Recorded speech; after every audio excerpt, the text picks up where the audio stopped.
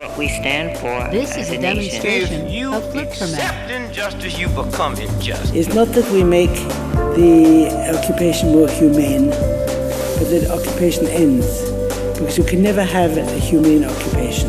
Language of faith has continued to be a strong force in American political life. Again, the United States can raise a higher banner of human rights as an inspiration to every other nation on earth.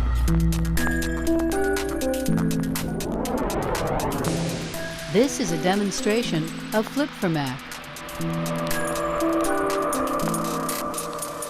Welcome to Keynotes.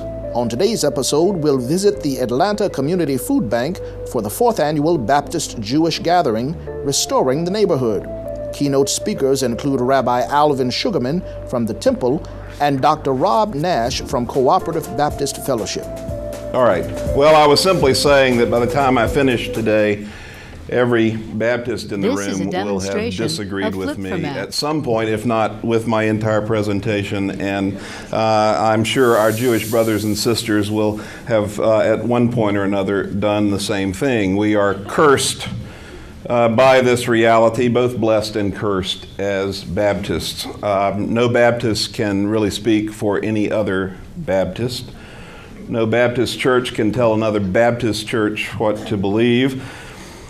Bill Clinton is Baptist, Jerry Falwell was Baptist, Martin Luther King Jr. was Baptist, Charles Stanley is Baptist. So when you get right down to it, it's really remarkable we can make any absolute pronouncements about anything when it comes to being Baptist.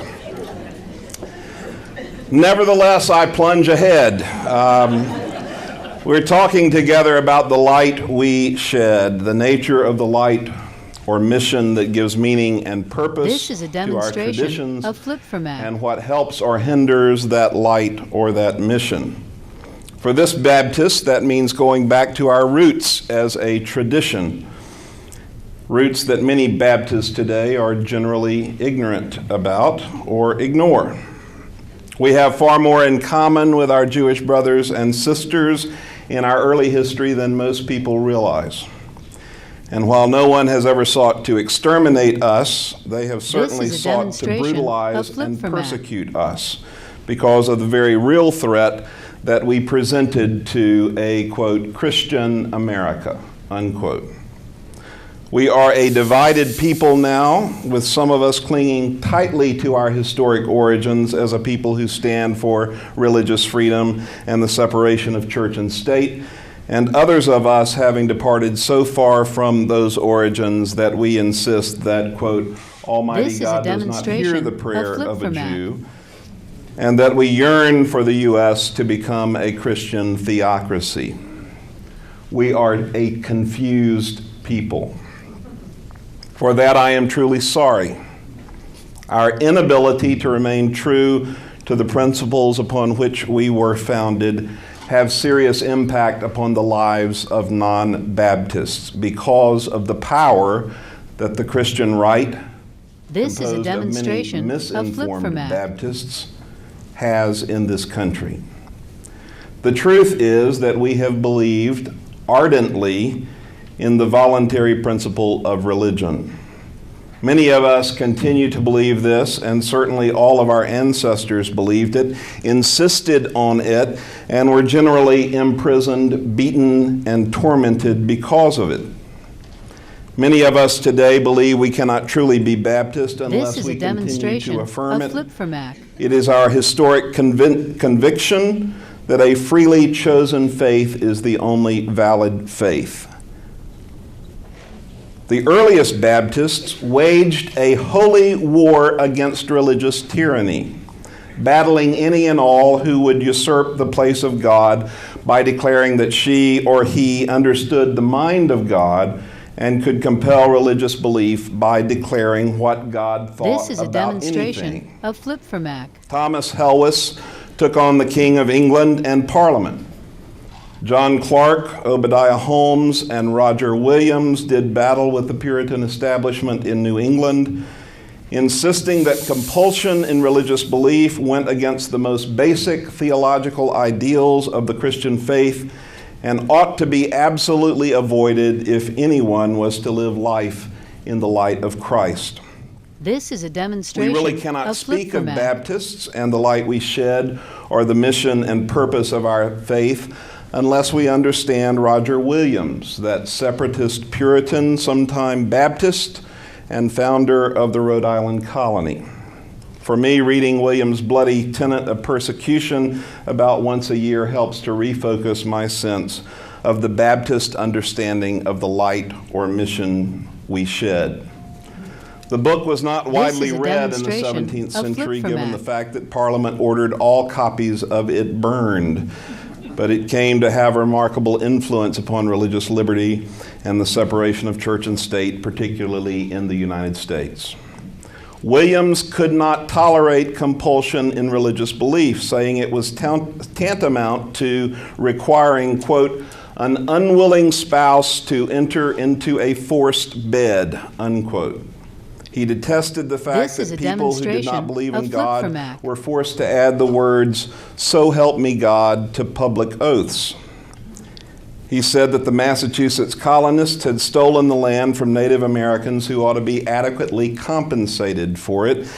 And so by 1635, he had been expelled from Massachusetts Bay. He did wind up in Narragansett Bay, where he purchased land from the original inhabitants and eventually established Rhode Island. Williams might be the only Baptist who truly set God free. Perhaps more than any other human being, he sought to free God from captivity to the human mind. Williams argued that all persons should be free from forced conformity in religious belief because only in this way can we receive truth from whatever source God utilizes to send it to us. And Williams believed beyond a doubt that such truth could come from, and I'll quote him, papists, Jews, and Turks. If we truly understand the nature of our mission or the light we seek to shed, then we Baptists must admit that the mission in which we participate is not my mission or Christian mission or the mission of any particular group of people, even Baptists. This is a demonstration. Rather, it is the mission of God. This mission is initiated and sustained by God. We Baptists and you folks of the Jewish tradition share a powerful story. It is the story of the creation.